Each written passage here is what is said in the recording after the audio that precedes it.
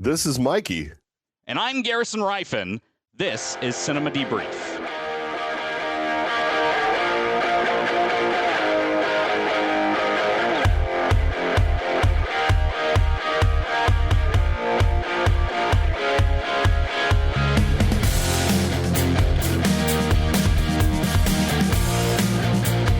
Welcome to Cinema Debrief. I'm Garrison Rifen, over here with my co-host Mikey. How are you doing tonight, Mikey?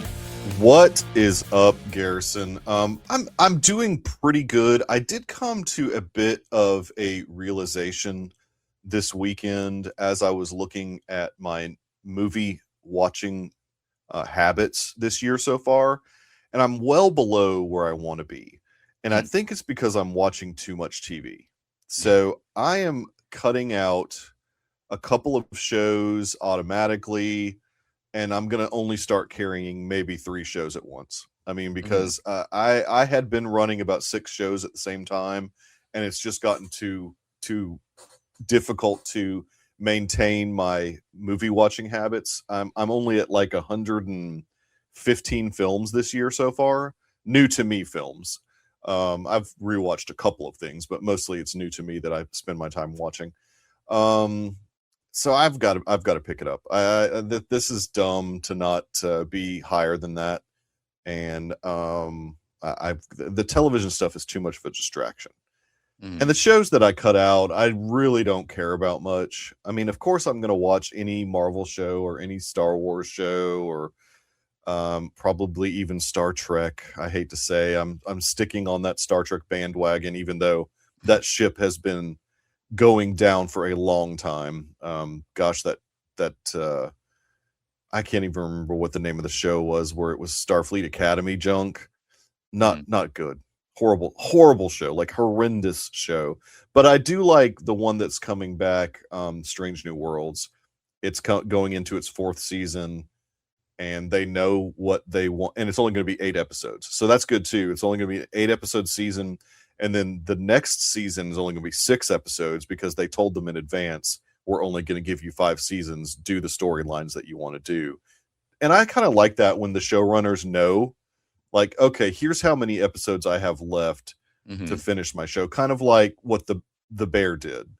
They kind of like knew how many. And I will say that final season, although it started off a bit rocky for me because I didn't really understand what they were quite doing.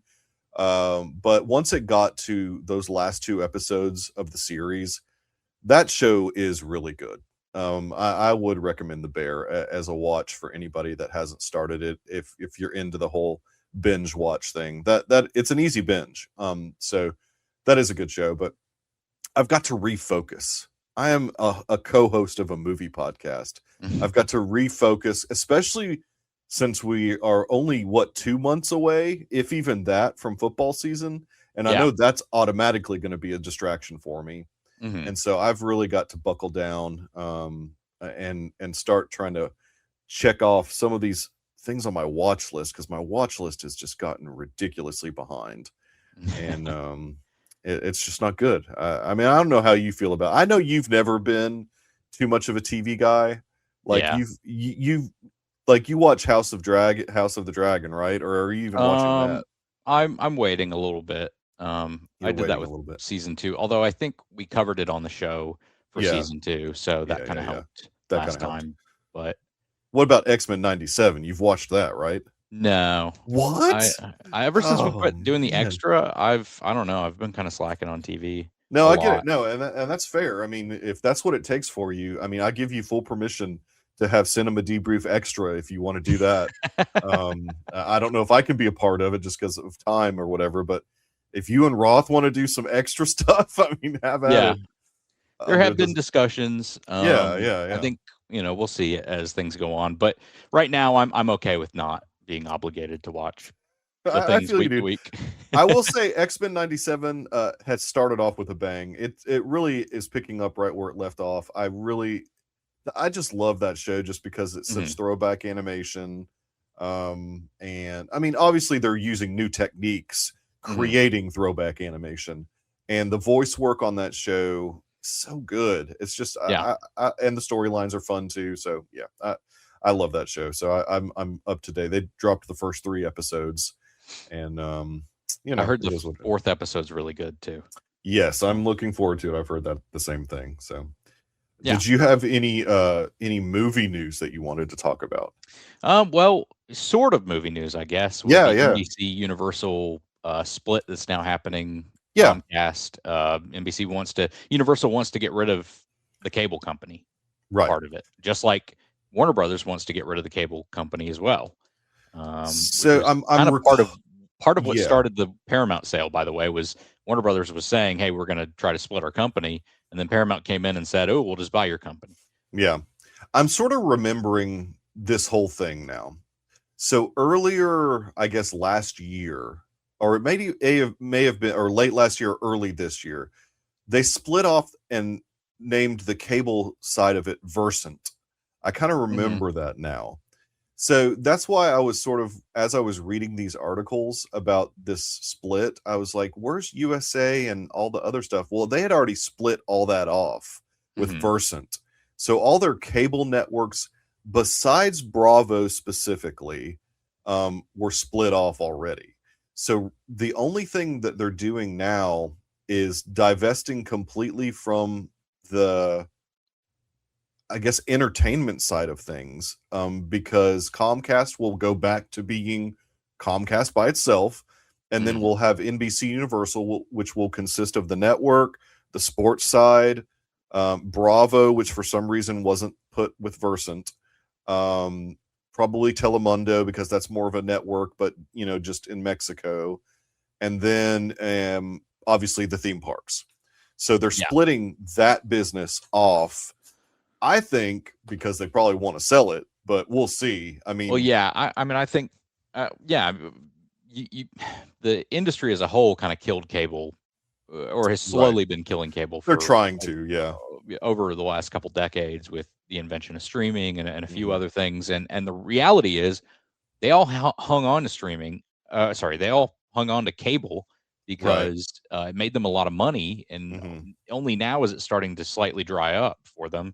But in some cases, their cable companies still make more money than the streaming companies, because the subscription model doesn't always make more than the advertising model necessarily. So it's an interesting dynamic for the industry. But you see a lot of these. I mentioned earlier, Warner Brothers was trying to split from their cable company. Right. Universal is trying to split from theirs. It's not really a surprise at the end of the day, that this is kind of where things are eventually heading, and cable will eventually. It's probably never going to fully go away, but it will die a slow death in terms of being a major relevant thing. At least, and I guess box companies. Maybe YouTube TV will survive or whatever. But. Like YouTube TV, and for some reason, Hulu still has their live streaming, which I don't quite understand why they're keeping that going, if not only to try and be a competitor to YouTube TV, but and also I guess MS Now and Peacock are part of this too. So MS Now is still around. It's not part of Versant for whatever reason. Okay. So it would make sense for Universal to keep Peacock because that's the streamer. And they view that as the future, even though they're losing billions on it. I don't think Netflix is probably going to be interested. Really the only other maybe buyer, unless some like international firm of some type, like venture capitalist firm, comes and buys them, maybe Apple. But I don't know if Apple even cares anymore. I mean, because I don't know that they'll. And maybe I'm being naive here. I don't know that anyone's going to want to buy them. The only thing that I can think of that they may want to buy them would be for the theme park side of it. Because, I mean, that does make them quite a bit of money. And they're a pretty strong competitor to Disney, at least in Florida. I don't know how much necessarily in Los Angeles, but in Florida, those parks compete pretty well. I think Disney still has a little bit of an edge, but with all the Harry Potter stuff that's in Florida, I mean, not much. I mean, there's not much of an edge left. And so there's profitability there, if not a lot of overhead, though. So I don't know. Like, I don't know if Apple would even be into it. They seem like they've kind of got their niche market of pretty successful, at least from a critically standpoint, television shows. Mm. I don't know if they're full-fledged into the movie business just yet. I mean, because F1, they did a huge theatrical release with it, but they also, I think some of that cost was offset working with Warner Brothers on that. So, I mean, I don't know. They're interesting because sometimes they'll release movies straight to their streaming service that you would think would be in theaters. So I don't know I don't have any idea what their long-term game plan is in the industry, but I don't really think personally that Universal's been run well at times. no. They've had some guys connected to them like Nolan that have been there at the right time for them. Right. But otherwise, yeah, I don't love their theatrical strategy the last 6 years. Yeah. And I'm glad that they're finally starting to shift away from that. But the shift should have happened like 4 years ago. Yeah, because they've still got, I mean, they've obviously got Nolan, they've got Peele. I think they've got Kreger also. Or is he? Kreger did Warner and then Sony now. Oh, okay. So, and then they did that deal with Taylor Sheridan on the television side. Yes, so they did steal Sheridan away from Paramount. So look, I mean, I enjoy most of the movies, which they released a pretty big movie this weekend, which didn't do great for them, but that's still a multi-billion-dollar franchise in general. Well, this was the 7th film of the franchise. At some point, it would be law of diminishing returns for them on these Minions. I mean, yeah, although I think it's a little surprising some of the numbers there, but yeah. Mm-hmm. Oh, I totally agree.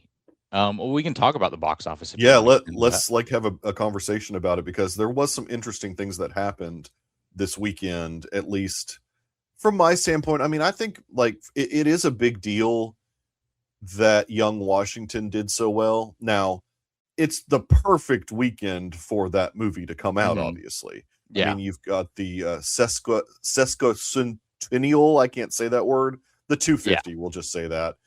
And so you automatically had some people that were planning to go see that movie.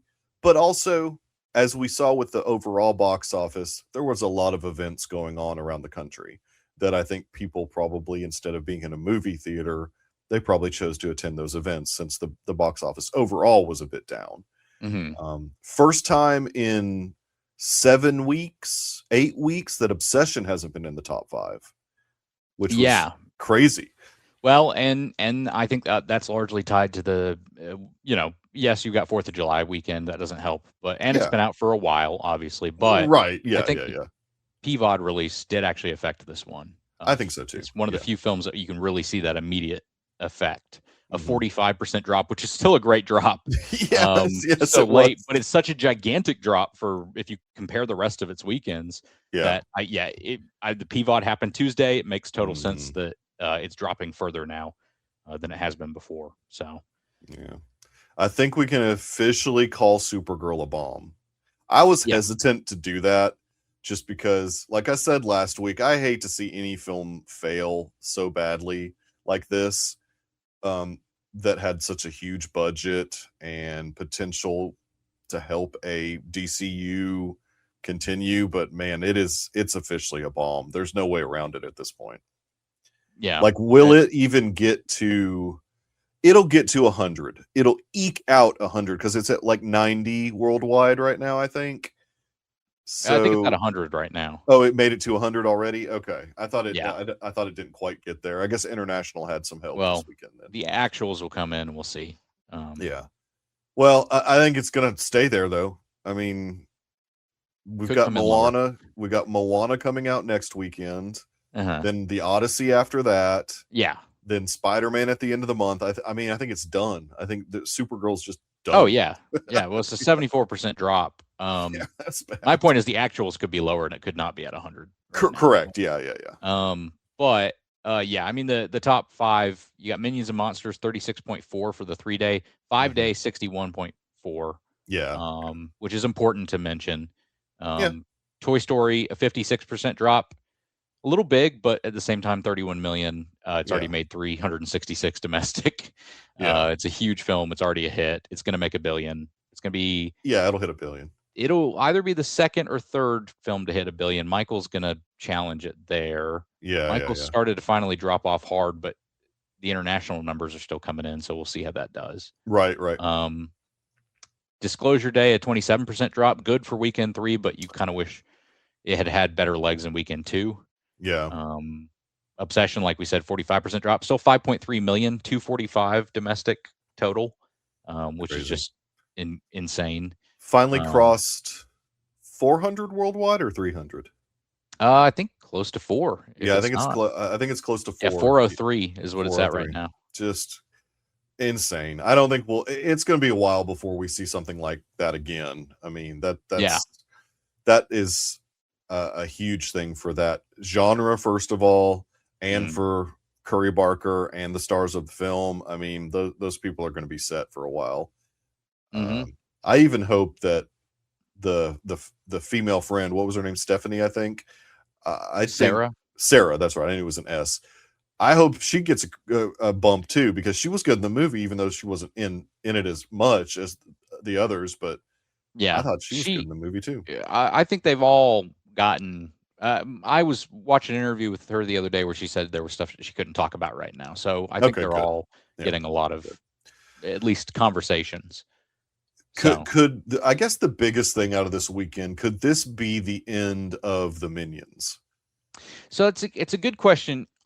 So my counterpoint to that would be, yes, it made 61. Yes, it made 36 3-day. Not good numbers for the franchise. Not really. Franchise low by a huge amount. Yeah. But the budget for this was 85 million. That's good. Which means it's going to be successful at the end. Yeah. Yeah. It's a look. Well, we'll talk about it, the specifics of it later. But I mean, I thought it was fun. It's already at 159 million worldwide. $85 million budget means you typically need to make around 212 to be in the green, basically. I think it's still going to be a successful movie. It's just not.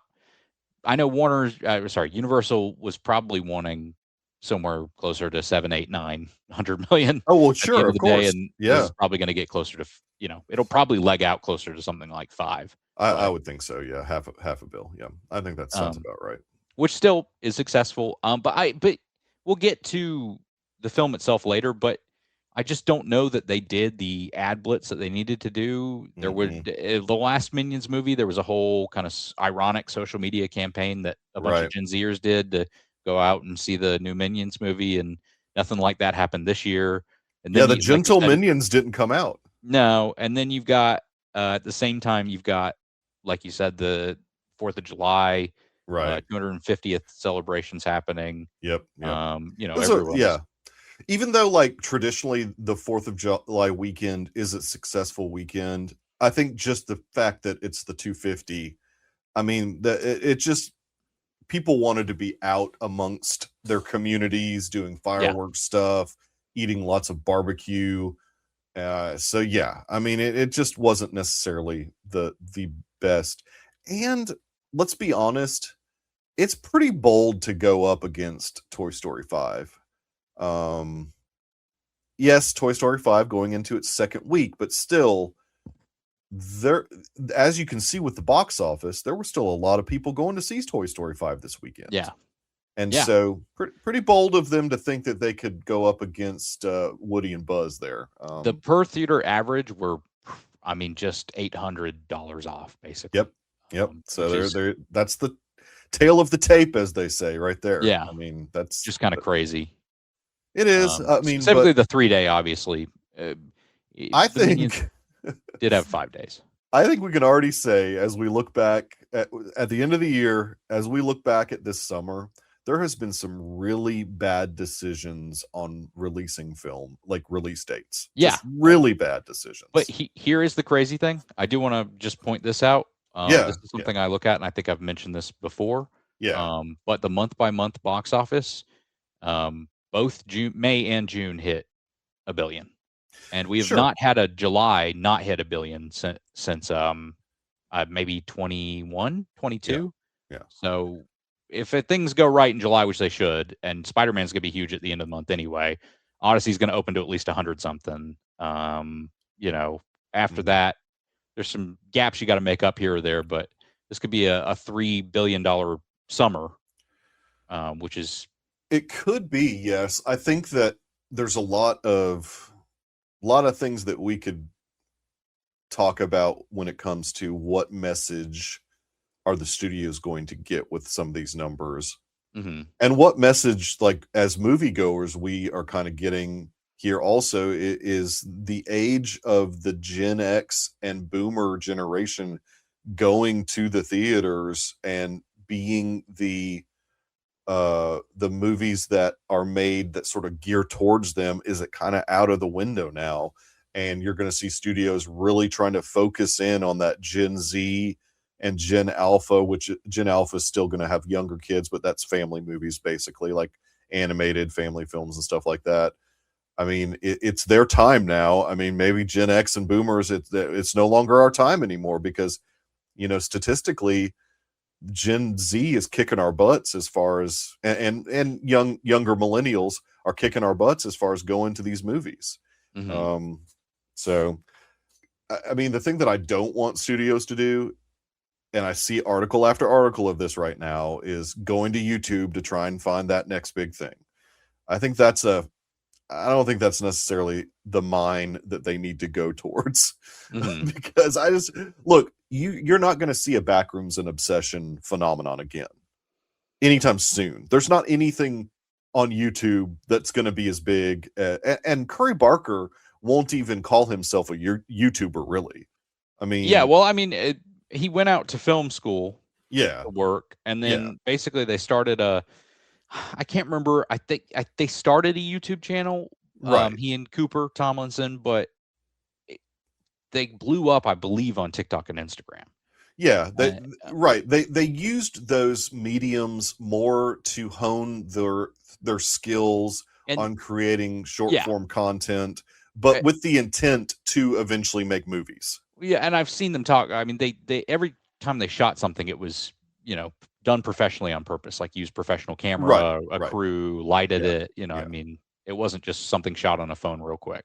I know it's got to be a bit frustrating for him to be looped in to Kane Parsons as far as like every article is written that they're the same type of thing, but really they're night and day. I mean, Kane Parsons was utilizing tools that were quite different than Curry Barker. To me, Kane is like a very technical guy. Mm-hmm. And I think, you know, that's what his films are going to be appreciated for in the future, whatever he does next. Yeah. I think his technical work on Backrooms is really good. Curry is more an idea guy. Idea guy, story guy. Yeah, exactly. Yeah. He's an idea man. Interesting summer. It's been a weirder summer than I think people thought it was going to be, but we've still got, I hope Moana doesn't do well, but it probably will. I honestly don't want to have to see the film, but because I'm hosting a movie podcast, I guess I'm going to have to go see the film, which is fine. I'll go see it, whatever. It's going to be difficult for me this weekend. Just we're out of town this weekend, so I'm going to have to figure out when the heck I'm going to be able to see that movie. I mean, huge movies still left for the summer. Now, once August hits, it's kind of, August has become what February used to be, like January or like you can loop August in to January and February now, as far as like kind of dead months for movies. A lot of movies are going to be released, like a ton of movies are coming out in August, but nothing that's like real exciting. I mean, and this month we've still got Evil Dead Burn, which the tracking on that keeps going up. Evil Dead Burns next week. Yeah. Oh, I thought Moana was. They're both, I'm pretty sure. Oh, okay. I didn't realize that. I didn't. Great. When am I going to go see Evil Dead Burn then? Great. Oh yeah, you're right. No, Evil Dead Burn's not till the 24th. No, it is not on the 24th. It is not? Did they change the release date? Yes. They do not want to be in between Odyssey and Spider-Man. Nobody sane is in between Odyssey and Spider-Man. Let me tell you how I know nobody sane is in between it, because Her Private Hell is coming out in between Odyssey and Spider-Man. Oh, yeah. You're right. They changed it to July 10th. They changed it on, oh, crud. I'm not going to have time to see any movies this week. This is not good. Okay. Anyways. All right. Well, we'll figure it out. But that makes me want to go see that instead of Moana, in all honesty. I didn't realize they had changed the release date. Yeah. Okay. Well, that's interesting for my schedule. But let's dive into your off the shelf then. Yeah, absolutely. I picked Elephant Man, which, if you're listening to this episode on release day, comes out tomorrow for Criterion. The 4K does. I have the 4K from Studio Canal. I picked it up a couple months ago. Nice. It is a Criterion film in a sense, although mine is not technically the Criterion. But film starring Anthony Hopkins, John Hurt, and Bancroft. It is a real story of a man named John Merrick who was born with just deformities on his face and was treated like a freak for a lot of his life, and then eventually winds up in the care of this man at a hospital. I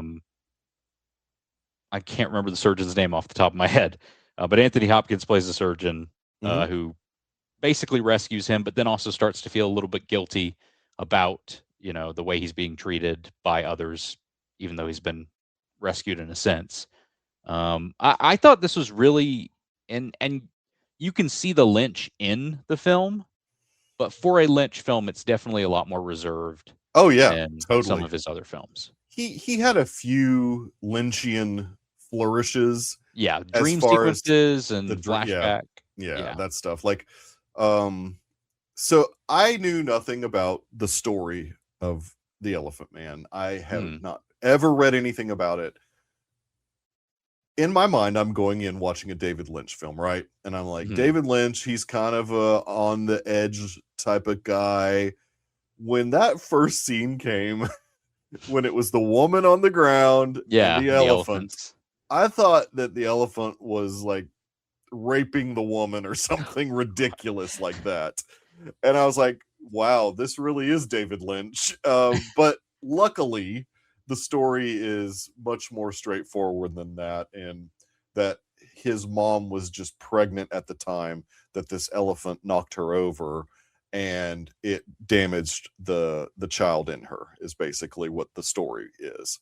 And so it's much more normal than what maybe a typical David Lynch story would be. And I thought, well, first of all, I just have to talk about just the look of the film. And in 1980, obviously, we're well out of the black and white era. And I think Lynch choosing to shoot this in black and white really elevated the story quite a bit for me. Because it did feel like a throwback type of movie. Yeah. Like, especially since, because of my schedule, I already had to watch my off the shelf pick just because my schedule this week and this weekend is already shot off.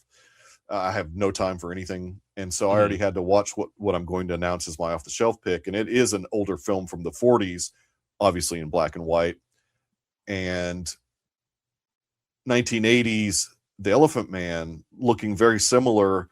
And the way he shot it, it made it just feel like an old 1940s, 1950s film, which I loved just that look for this movie. And you had actors with a lot of prestige, really. I mean, I know Anthony Hopkins really didn't hit big until he started making films like Silence of the Lambs and The Remains of the Day and stuff, and Howard's End, or I think he was in both of those. Obviously a guy who had been acting for a long time, but didn't hit it big until he was a little bit older. John Hurt, on the other hand, who played John Merrick, he was a well-established, Shakespearean actor. And gosh, he just knocked it out of the park for me with this performance. I mean, it was amazing. It's hard I imagine it's hard to convey what he conveys under all of that makeup. Yeah. Oh, sure. There's a ton of makeup and special, effects that have been applied to his face. And I've seen a picture, I looked it up afterwards, of the actual Elephant Man, and it doesn't look 100% the same, but I can see how they formed on his face. It's got a lot of similar attributes. Well, and just the way that Hurt was able to mumble his speech And I don't know if it was some type of prosthetic they put in his mouth to cause him to sort of have that like slurpy sounding speech or whatever. But I mean, it was just really impressive. Anne Bancroft being in the cast was kind of weird for me, just because, obviously I haven't seen every single one of her films, but she, made famous by The Graduate. I mean, that's one of her more famous roles. And to see her in this movie was just strange. It reminded you that, oh yeah, this is a David Lynch film, and he's got some He wanted to have some Americans in his cast, and so he because the film takes place in England, and throwing Anne Bancroft in there was like they couldn't have found a British actress. They just wanted to. I don't know if maybe at the time they had some type of relationship. I don't know. It was weird to see her in the. Because she was a small, inconsequential, not necessarily inconsequential to the story, but just a smaller part, just because it's the character that John Merrick kind of falls in love with a little bit, of what his understanding of love is, which, most of his life, any other person around him was just cruel to him. This was the first time, the guy that I think is the actor's name is Freddie Jones. He played the carnival guy that kind of was really cruel to John Merrick and having him as a sideshow. Whereas the little kid, which I loved this little tidbit, that the little kid was Dexter Fletcher, the director of Rocket Man and Eddie and the Eagle. And there was rumor that he he came in and did some work on Bohemian Rhapsody, even though he didn't get credit for it. Oh, okay. Yeah. So it's pretty cool that little kid that was kind of like I would call him kind of the guy that didn't want, the carnival barker to be so cruel to him. He was the kid that was trying to keep him from being like always whipping the Elephant Man and stuff like that. And I was like, oh, that's neat that's Dexter Fletcher. It's interesting. It's a pretty good cast. Yeah, it was a strong cast. John Gielgud is another renowned British actor, played kind of the I guess hospital administration where Anthony Hopkins' character worked as sort of a doctor on the edge. We see that often in like Frankenstein films, where you've got these doctors in this time period that were wanting to be experimental in some of their surgeries and just the type of things that they were interested in. And, he kind of used that to his advantage. And like you said, it gave him some guilt because he almost became the carnival barker for the medical institution. Yeah, he felt like he was doing him potentially a disservice. Yeah, big time. And he had some guilt about that until later on when he sort of spoke up for John Merrick and was like, hey, we want this to be his home. Let him stay here. And everybody voted to let him stay there or whatever and make the hospital his home. But, it was a nice little place. It wasn't like he was in a hospital room or whatever. Yeah. He did die at 27 years old, which is kind of crazy to think about. The real John Merrick. And he really did live his life at the hospital. He really did die of they said it was, I guess, asphyxiation, that he kind of choked in his sleep, which is what the ending kind of shows you him doing it on purpose. The interesting thing about this film is that at the end of the film itself, it's got a whole title card about how like this is the true story. And I can't verify one way or the other, but it does feel like you take some liberties when you sure, choose to show him committing suicide essentially at the end. Yeah, I mean, throughout the movie, and they were setting this up throughout the movie, in fact, he even verbalized it at some point that his dream was to just be able to sleep like a normal man, which would be, completely, laying flat on the bed instead of having to curl up because his head was so heavy. So he was having to sort of curl up so he wouldn't have breathing issues as he was sleeping. And they did set it. I think it was a poignant ending. there was a part that I was sort of confused about where Anthony Hopkins' character said, well, you know that he's dying. I didn't necessarily understand that, because throughout the whole film, as long as he was sleeping the way he slept, like normally, it seemed like he was getting better, like getting more healthy. Yes, we know that has these lung issues, but they were managed. And when he came back after being captured later in the film, he came back to England from, I guess they were in France, I think, after being captured. They said he was going to die. And I was like, well, wait a minute, what? But he was beat up pretty bad. I mean, you know, he kept getting beat up pretty bad. So I get it, but yeah, it was a good film. I enjoyed. I'm glad I watched it. Oh yeah, me too, for sure. I've heard a lot of people talk and give a lot of praise to this film, specifically for it being a different kind of David Lynch film, whereas all this other stuff gets a lot more surrealist and you know, strange on purpose. This one already kind of has those elements built in, but it's almost a lot more straightforward in what it's trying to convey. And I like the message. I like the story. And it's fascinating to learn about him being a real figure in history. And actually, he did some architectural stuff before he died in real life, which is cool. And I'm glad that he was able to get those opportunities after being kind of beaten down for so many years. They pointed to some of that. I mean, they had him building the model of the church. Yeah, exactly. Yeah, which is a neat little detail. But they didn't go too much into that. And I don't know how much. I almost want to research him a little bit. That's what always with these historical films, I kind of just want to like see what we know for real and what is maybe kind of, you know, they took some liberties here or there with. Right. Yeah, I mean, as far as the character's background is concerned, we don't really get an indication of how young he was when the carnival barker guy got him. Yeah. So there's a big part of his story that we don't know. We sort of jump in time quite a bit. Mom die at a young age? Did she? Right. Did she just abandon him and he thinks that she died at a young age? You know. Yeah. I don't know. It's an interesting film, an interesting real history.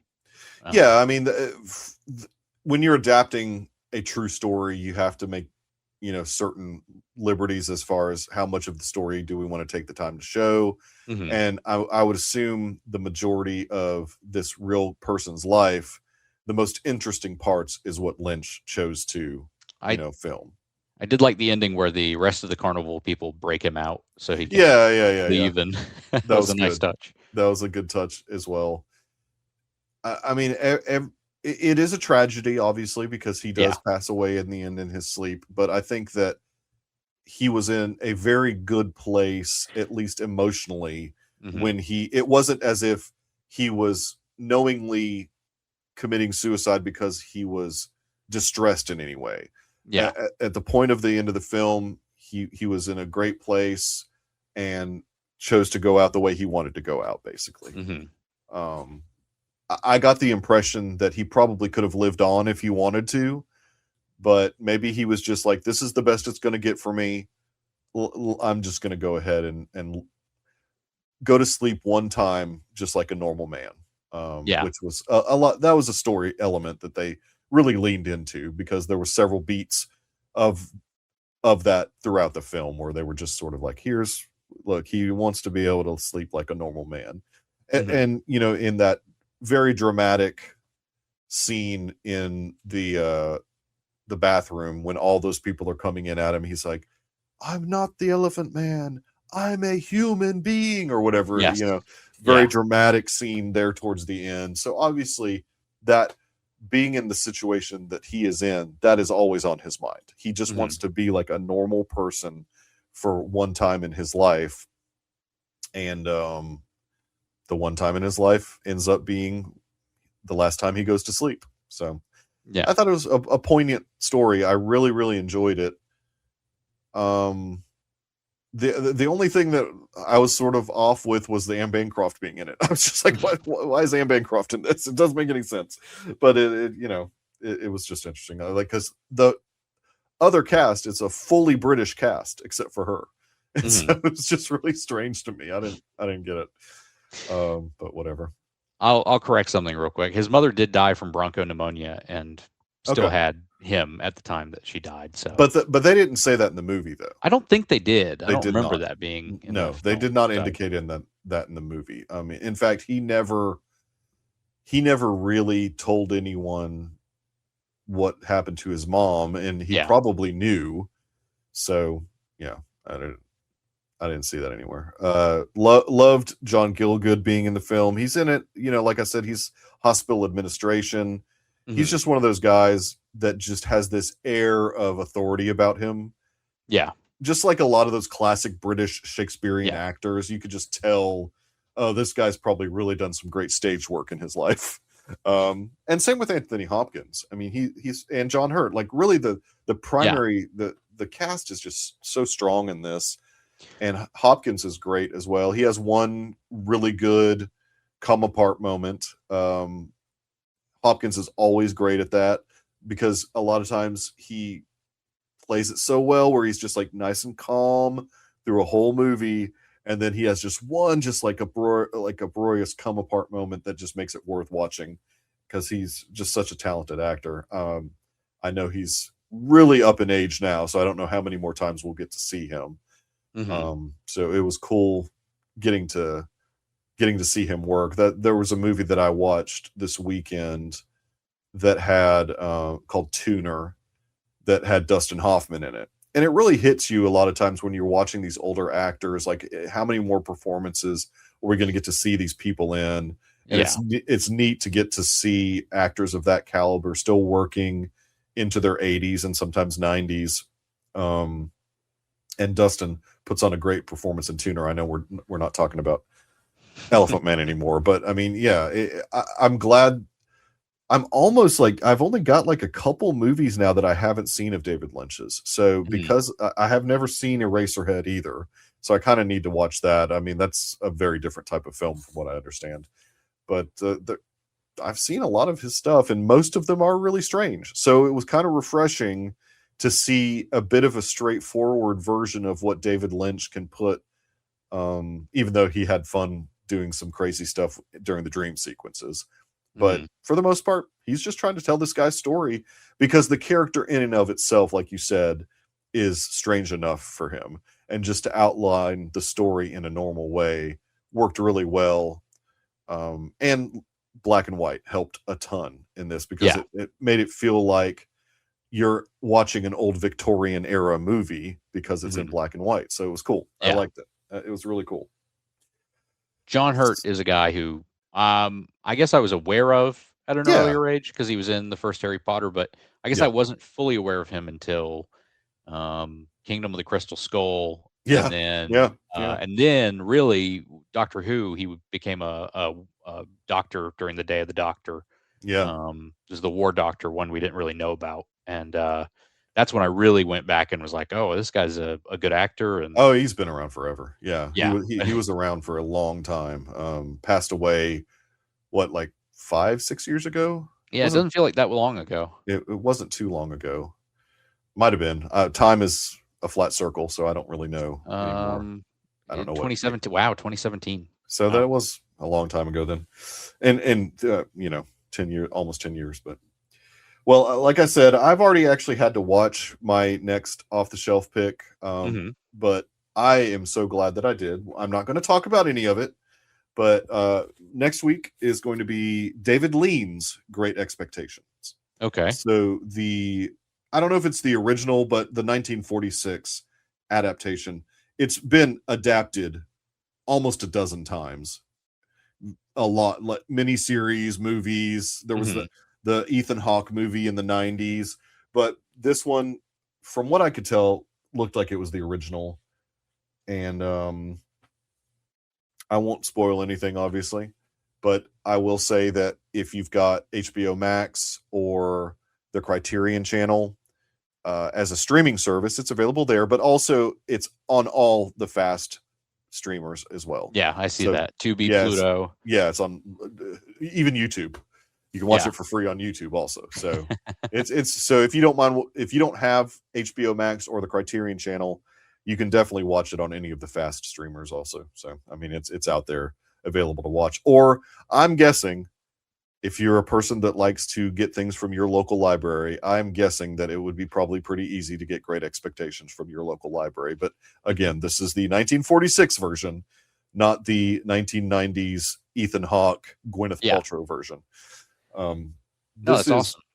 what I would say is probably the definitive. Although I have not seen any of the other ones except for the American version and this version. I looked at IMDb and there's so many times that this movie has been done either as a movie or a mini series or TV series or whatever. It's a great classic film. So I liked it a lot. Obviously, based on the Dickens novel. So, I mean, if you're a big reader, you've probably read Great Expectations, but I think that the way that David Lean does this version is really a faithful adaptation to the book. So, well, I'm always up to watch more David Lean movies. I've not seen a ton of his filmography. Yeah. But I do love, obviously, Lawrence of Arabia. So, oh gosh, yeah. I mean, I think that's Dr. Earl would say that's his favorite film of all time. So, yeah, exactly. Yeah, I think I watched it because it was one of his favorite films. Yeah. I do briefly, before we talk about Minions and Monsters, like I said, I had a chance to go see Tuner, which I know has been out for a while. It just is getting for some reason, it got a re-release this weekend at AMC specifically. And so I took the opportunity to go see it. I liked it a lot. Leo Woodall, I think, is another Brit. He's one of there's tons of British actors out there who get to play all these American characters. And he's in that group now. He's playing an American character who is a piano tuner. And he's an apprentice to Dustin Hoffman, who is aging out of the ability to continue doing that work. And so he, gets Leo's character to help with that. And unfolds a somewhat crazy story. I think personally they went a little bit too far in certain places as far as the believability of all these things happening to this one person, but still it was a fun ride. I really enjoyed the movie. And then I also saw Young Washington. Made my kids, like I said, I made my kids go see it. One of them stayed on her phone the whole time. That would be my teenager. Didn't really want to have, even though she said that Young Washington was a baddie. I don't know the lingo. I don't know what that means. I think that means that the guy that they had playing Young Washington was hot. Yeah. And my younger child, she watched the movie but was fidgeting the whole time. Just because, look, it's a historical epic. It's not like something that age group is going to love all the time. But I enjoyed it for what it was. I gave it 2.5 out of 5. I mean, I think that for me at least. Wait a minute. Look, 2.5 out of 5. You've been like espousing how much you want to go see. I did want to go see it. Look, 2.5 out of 5 from, if you look at Angel's filmography, is not bad. I mean, 2.5 out of 5. It didn't quite get to a 3 for me, just because it just didn't quite get there. Like, I will go watch the sequel that is apparently going to be made called 1776, which it will definitely get made, because this is going to be, I don't think it'll end up being Angel's highest grossing film of all time. That's probably going to be Sound of Freedom all the time. There's not going to be anything that ever does better than that. Yeah. But it did have a very successful opening weekend, and which garners the fact that John Irwin, who is the director, said he's going to do 1776. Obviously not going to be the same cast. You're going to have a much older Washington. So we'll see. I mean, I'll go see that or whatever. Look, I'm going to try these Angel movies out. The Reagan Gorbachev one looks kind of interesting. The buddy comedy action flick with Alan Ritchson and Owen Wilson looks fun. I'll go see that. I didn't know he was in that. Yeah, it's a buddy action comedy. Okay. Yeah, it's just called Runner. And so I'll go see that, just because I mean, that Owen Wilson. I mean, it's gonna be fun, right? I don't know if I'll go see the Hershey one. I saw that obviously they played that preview beforehand. Finn Whitrock. Well, they just bought that one. That wasn't a real right, like but they're a thing they releasing it. produced. Yeah, it's Finn Whitrock and Alexandria Daddario in the story of how Hershey chocolate comes about. I may go see it. I don't know if I'll go see that one, but I will go see Runner. I'll go see the Reagan and the Gorbachev one, and I think they've got a couple others that I'm not remembering off the top of my head that are also coming out this year. I mean, to me, they're just like any other independent studio. I'll go see stuff if it looks interesting that they're releasing. They're obviously in the distribution business as well as the production business, so they're doing a bit of both, and which I think is a way to be successful as an independent film company. You produce some, you distribute some, you hope they all end up working. Young Washington, for the most part, works. You know, there's a whole generative AI conversation we could have about it, because there was, and John Irwin did admit that they used generative AI in Young Washington, but I don't know if we want to get into that whole conversation. But I haven't seen it, so I can't. Would I be able to notice it? I have no clue. I think the only reason that I noticed it is because I knew beforehand what it was. Because John Irwin, there was a Deadline article that, or either Deadline or Hollywood Reporter, interviewed him, and he said specifically what he did. Oh, okay. So that's the only reason when it happened, I kind of was like, oh yeah, that does look like they probably could have used generative AI for that. And his whole thing was like, look, I wouldn't have been able to make this movie if in very few action sequences I wasn't able to use generative AI. So, I mean, I think it's bold of him to be open and honest about it in an environment where people are getting the blowtorches and pitchforks out whenever the word generative AI is used.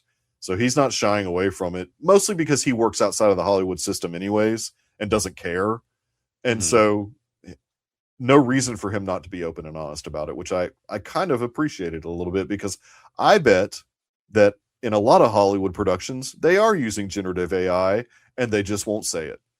I mean, I'll put it out there. I bet there are a lot of these mega budget productions that probably use it. I don't think you're seeing them use it for VFX right now. I'll say that. We'll see. I don't know. I don't know. Because here's the thing. Several have tried, and what they keep coming down to is that it costs the same and takes the same amount of time for most of it. If you want it to look good. For right now, and that could be for right now. I mean, we'll see. I hope they have to go in and edit and fix it anyway. So that's the problem. I hope that it doesn't infiltrate Hollywood in any way, but I don't have but well, it will not right now. I don't have a huge amount of heartburn for an independent filmmaker that is upfront and honest about when he used it and why he used it and what it was, and it doesn't bother me that much where I'm going to boycott the movie or whatever. But I'm sure a lot of people will boycott it anyways because of that. So, and it still made $20.4 million in its opening weekend, because most people don't care about what interviews are in the trades and social media and stuff like that. Well, the thing to watch will be the legs for Young Washington. I don't mean about AI. That's not. It what won't. I mean. You're right. No, you're right. It won't. Yeah. Well, I say that because Sound of Freedom opens to whatever it did, 17, something like that. Yeah, and, it was like had just crazy legs, but that was because it became a sensation in certain parts of America, and there were people busing people to go see it, which is fine. Sure. Yeah. But there's not that same element there for Young Washington, I don't think. Yeah, and that is a good point. Because Angel does use interesting tactics to get people to go to their movies. They use a lot of pay it forward type of tactics. Yeah. Which at the end of this movie, they had a QR code during the credits where you could help pay for people to go to movies. There are a lot of people that don't understand the pay it forward. The pay it forward does not work unless you actually purchase a ticket with their pay it forward plan. And what I mean is, right, it doesn't count towards the box office until the person redeems it for a ticket. Yeah, you're right, exactly. So there were a lot of people, they're just juicing up the numbers for Sound of Freedom. Well, it didn't work unless somebody, again, got a ticket. And maybe they didn't go see it. I don't know. But I can tell you the theaters here were pretty packed for a few weeks for Sound of Freedom. Yeah, no, everywhere. Well, I would say probably not everywhere, but the South, the Bible Belt, if you will. Probably a lot of people were going to see Sound of Freedom. Yeah. But I mean, it is what it is. I still haven't seen the film. I actually might go back and watch it now. I feel like I should watch it. I don't know. I'm not a huge fan. You're not a huge fan. Minions and Monsters. Yeah. Speaking of Hollywood. Right. Speaking of, and that may be a problem with this movie in terms of pulling in kids, young kids. Yeah. Yeah. Although I don't know, there was a lot of families at the screening I went to. I mean, sure, but I mean like big groups of, and I think part of that's marketing. I don't think they did a great job. Yeah. Blitz at the end. They did a Super Bowl commercial, which I think was a good one if I remember correctly. But otherwise, I don't really think they ramped up marketing like I usually feel like they do. Mm-hmm. But I really enjoyed this film. I did too. I thought maybe it was my favorite Despicable Me Minions film. Okay. Yeah, I mean, I don't know if it was my favorite, but I did enjoy it quite a bit. It's nothing. I don't know that it has anything to do with the plot. The plot is whatever. It's fine. It gets from point A to point B, but it's just it's all the Hollywood references, there's so much in there, crammed in there. Some just in the background of shots and stuff like that. We start the movie off in this museum with the lady talking about the story of these two minions we'd never heard of, which I thought was a smart move because I knew that it was a whole new group of minions. Yeah. And I was like, how are they going to work these in? Because we know the current minions, it's Bob and Stuart or whatever their names are. Exactly. Yeah. And these are 2 or 3 new guys. One of them's deaf, and the other 2 are creative types, essentially, I guess. Right. Yeah.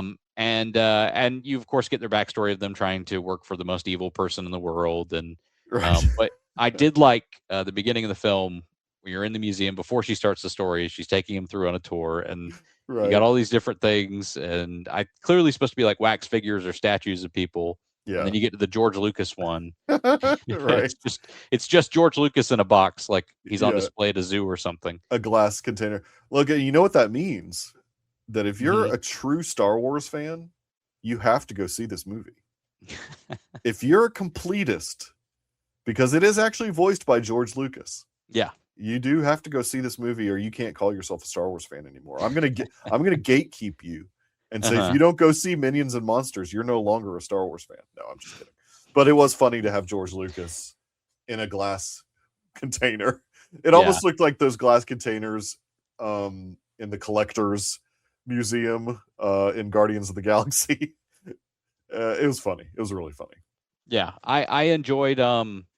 I just enjoyed them going through. One of my favorite sequence in the movie is when they go from modern times, the Charlie Chaplin film, to Safety Last, the Harold Lloyd film, to Steamboat Bill Jr., the Buster Keaton film, where they just go back to back to back, jumping on the sets while they're doing their big stunts. Obviously, those came out years apart, but it was just a cute little reference to the silent era and the great artists of those times. Yep. I do have a question about the timeline. And not the just totally discount the films that were being made at the time. Right. They're talking about talkies being introduced in 1927, which is throwing the Minions out of the job. Yes, because they can't speak English. Because they can't speak English. So similar to, not similar to necessarily, but it feels kind of like Singing in the Rain, where you got the squeaky voice woman and yeah, we've seen it often portrayed, like Babylon did a little bit of that. We've seen it portrayed before. But okay, that's 1927 when talkies came in. Right. But then you've got women protesting for the right to vote. Right. The suffragette movement. Which the 19th Amendment was ratified in 1920. Right. So I need the Minions to give me a timeline here. They messed up on all that. They did. It doesn't matter, but I just I did for a second sit there going, that's kind of interesting. There were some weird B storylines with the Gork or whatever his name is. What was his name? Dork. Dork. Man, Dort. Yeah, Dork or Dork. Obviously an homage to oh gosh, the very famous Alien movie where it's just the robot. I can't. I know what you're talking about. I'm Yeah. old and I can't remember it. Keanu Reeves was in the horrible remake, The Day the Earth Stood Still. Yeah. I knew I'd get there eventually. That's what happens when you're old. Your brain doesn't fire when you want it to, and it just takes you mumbling through things to eventually get to it. But that's what the character was an homage to, was the robot in the Day the Earth Stood Still. And Jesse Eisenberg was good casting for that. He was the little monster, wasn't he? He was Dort. Oh, I thought he was the little monster. Was Trey Parker? Oh, okay. I thought he was the little monster. Okay, that's okay. That is good casting for that, because through most of the movie, and I don't. Well, are we okay to spoil Minions and Monsters? Like, I think the people that went to see Minions and Monsters probably already saw it, and there's not going to be a lot of people that are clamoring to go to Minions and Monsters in week 2. But it was an interesting storyline, because this guy, Dork or Dort or whatever the character's name is, most people are like, oh, he's just a guy dressed up as a robot. Yeah. And he even gets like smitten with one of the suffragette women, and falls in love with her, and they have like a relationship or whatever. Yeah. And then there's a moment that makes you question the whole thing, because, and they never show it, it's all off screen, until all the minions show up in these little miniature spaceships. Like, wait, was this guy actually a robot? Yeah, well, that's another planet. Yeah, that's what they wanted you to be thinking about the entire time. I mean, the first scene with him has him fighting those guys. Yeah, and they're not really able to beat him up. Exactly. But you think, okay, maybe he's got a strong suit. And then they go to the apartment towards the end, and there's glowing lights. So at that point, kind of the jig was up once they show up with the spaceships. But and the interesting thing is, I almost don't know if I love the ending, where it's revealed that this was like a movie inside a movie. Right. Yeah, it was a movie inside a movie. Yeah, exactly. It was a bit, but it does help from the fantastical nature of all of it, I guess. But all the Minions movies before it and Despicable Me, all of it's been fantastical. So I'm not sure. Now, as far as Minions lore is concerned, whenever the fantastical things have happened, they're because the Doctor is doing weird experiments, and that's why they're happening. They're not just like in this universe where all this weird stuff just happens. Yeah. And so I don't know. Maybe I like it even more now, because it was, now that I think about it, like these monsters were not really there. It was all part of this movie set or whatever. So, you know what? I think it works. I think it works well. I think the whole thing works really well. And especially that knowing, really thinking about the whole process, it kind of works for me. Yeah.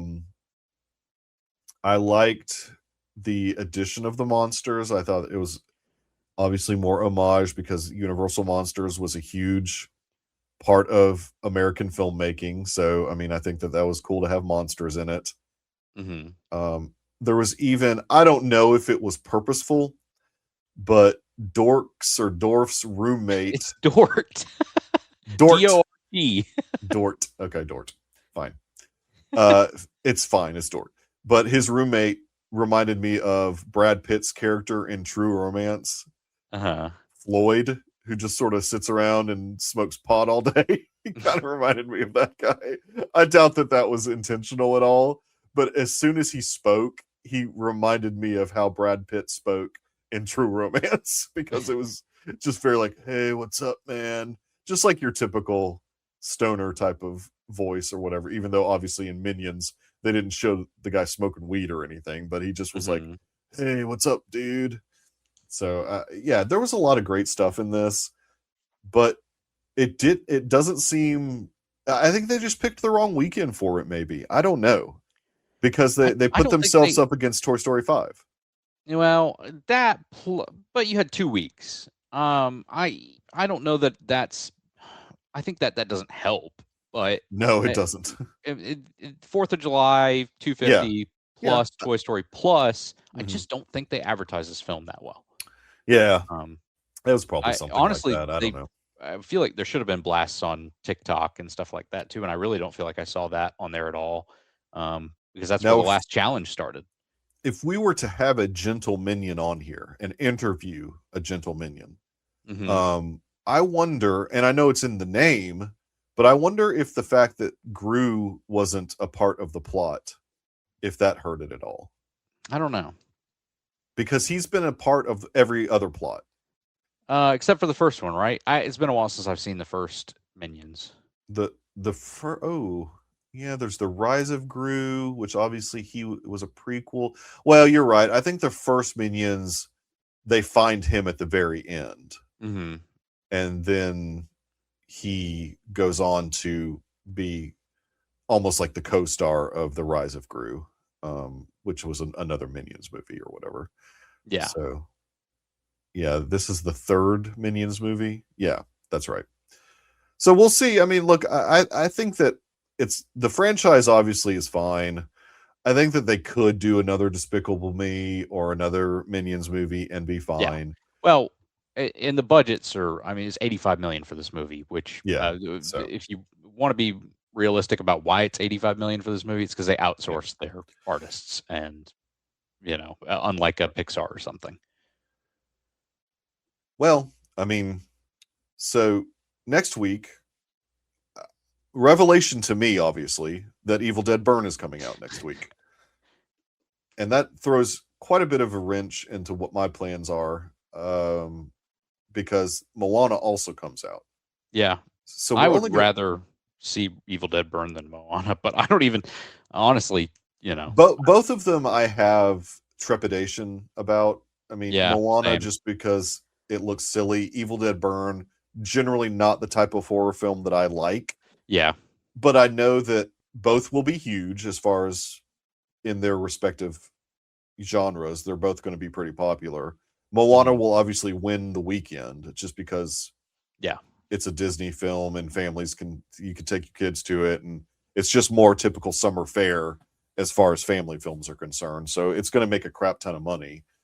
I don't know if it's going to hit $1 billion, but because it just doesn't feel like, yes, Moana 2 did hit $1 billion, but this is not an animated. This is the live action. I mean, the story's already been told, but we keep saying that about these, and some of them do well. This one's not going to hit $1 billion. It doesn't have to me, it doesn't have the, there's a couple things. It doesn't have the nostalgia factor like Lilo and Stitch. Right. I don't think Moana nostalgia is really a thing yet.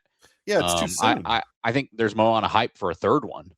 Third animated. I think a third will be depressed a little bit from the second, because I don't think the second was as good as the first. We all know the story behind the second. Yeah, we know the reason for it, but at the same time, it's still going to probably affect the performance of the third. Probably. You put out a weaker product, and it usually affects the next film. I don't know. It's gonna it'll be the biggest opener this upcoming weekend. We'll see how it does overall. I don't think it's gonna fail, but I just don't think it's gonna be gangbusters. Yeah, you're right. Evil Dead Burn. I've seen all the other ones, so I guess that means I have to see this one.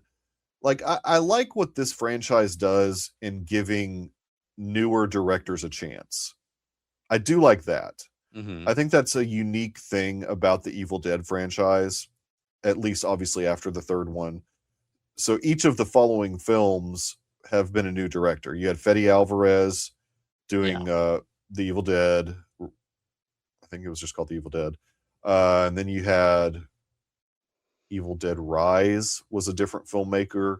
You've got Burn, and then the forthcoming one, Wrath, Evil Dead Wrath, is a different filmmaker as well. So I like it. There's not much continuity to them, I don't think, but this one is trying to have some continuity. I think the most recent preview finally showed me that, okay, maybe they're going to be doing some continuity, but we'll see. I mean, it's one of those type of movies that does not have any humor in it at all. Yeah. And goes super violent with its type of horror. To me, it's not my thing. The franchise works best when you've got humor involved. I like the first Evil Dead, but to me, it's even got, and I know it's not supposed to, but to me, it's even got unintentionally very funny moments, because the first one, it's just a little goofy in some ways. You're right. Yeah, that's but true. then the second one leans into actual goofiness and As you know, does the kind of third. takes it that Yeah. direction, and Army of Darkness carries that on. Yeah. And then we got to reboot it and be serious. And to me, that's just the problem with that for me is that it just makes it like everything else. Yeah, exactly. It doesn't really Instead of standing differentiate. out. Yeah, you're right. No, it's fair. I think that they try and stand out now of how much they can gross their audience out. Yeah, but that's not a thing I love. No, it's not a thing I like either. We talked about that when we watched Lee Cronin's The Mummy. I mean, a lot of that was just somewhat interesting storyline, but in the end, it was just Lee Cronin trying to make you as uncomfortable as you possibly can in the theater by doing gross things. Yeah. And I think it's what Sebastian Vanacek, I think, is doing this one. I don't know where I'm getting that name from, but I think that's actually right. Yeah. And the preview just looked gruesome. Just some of the kills look gruesome. So I have to go see something. I will probably see that over Moana, but we'll see. Okay. I don't know. Yeah. This might be a case where you see Evil Dead Burn right away, and I see Moana right away, and then we both see them later. I don't know. This is a weird week because I was thrown off by the fact that this is coming out the same week as Moana. I thought Moana was the only big thing. I think we've got that smaller film, the Gail Daughtry's, it's like a comedy or whatever, that was The Screen Unseen last week. I'm not interested in seeing that per se, but I don't have enough time in the day or the week to see everything. So we don't get paid for this, people, so we can't see everything. Exactly. Yeah. I just don't want to put that a ton of time into going to see 5 things a weekend or whatever anyway, but not saying that we're doing 5 things. There are things I want to see, but yeah, even I am like, I can't go and see everything. So yes. Well, where can people find you on social media, Mike? Yeah, definitely. I'm on X as well as Letterboxd, but most of the time I spend on our Discord. You can find me at GRyfun3, GRYFUN3 on Twitter. You can find me on Letterboxd at GRyfun.